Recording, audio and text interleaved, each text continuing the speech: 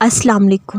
یقین کرو تکلیف جب بڑھنے لگے، آنسوں سے آنکھیں بھیگ جائیں اور سکستے ہوئے منہ سے اللہ نکل رہا ہو، تڑپ سے نڈھال ہو جاؤ، درد جب حد سے گزرنے لگے تو رب کوئی نہ کوئی ایسا راستہ نکال دیتا ہے کہ اس پر ملنے والا انعام اتنا خوبصورت ہوتا ہے کہ اس درد کی شدت تم اس انعام سے بہت چھوٹی لگنے لگتی ہے۔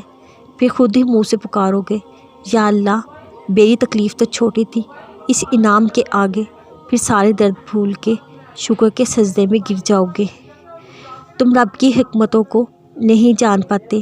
اگر تمہیں معلوم ہو جائے اس تکلیف کے بعد تمہیں کیا انعام ملنے والا ہے، تمہیں وہ تکلیف پھول کی نازک کلیوں کی مانند محسوس ہو، پھر ہر کانٹے سے گزر جاؤ گے، پھر تڑپو گے نہیں بلکہ اس خوشی کے ملنے، اس انعام کے ملنے، اس کن کو پانے کی راہیں دیکھو گے، انتظار کرو گے مگر یقین کے ساتھ، کیونکہ تکلیف کے بعد ملنے والی منزل جو اتنی دلکش خوبصورت ہوگی، اور کیا پتہ تمہاری چاہتوں کو حاصل ہی مل جائے۔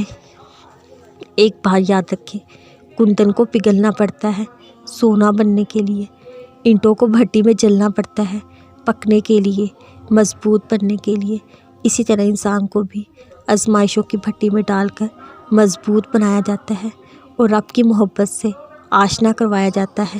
اس میں بھی رب نے بہتری تمہارے لیے ہی رکھی ہے۔ پھر بھی ہمت ہار رہے ہو، صبر رکھو، تمہیں تو ایک بڑا مقام ملنے والا ہے۔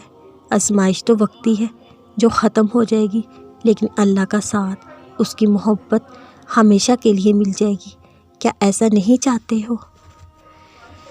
آزمائشیں تو زندگی کا حصہ ہوا کرتی ہیں۔ یہ آزمائشیں نہ آئیں، اللہ سے ملنے کا پتہ کیسے چلے؟ اس رب نے کہا ہے، مجھ سے مانگو، وہ بے اختیار بے پناہ مانگنے کا تقاضا کیسے پورا ہو؟ سمجھو تو صحیح، اللہ آزمائش کو ذریعے تمہیں مضبوط بنا کے اپنے قریب کرنا چاہتا ہے۔ پھر تم کیوں مایوس ہو کے پیچھے ہٹ رہے ہو؟ وہ تم سے اتنا پیار کرتا ہے، ان گنت عطا کرتا ہے، تم اس کے ذرا سے امتحان سے گھبرا بیٹھے ہو۔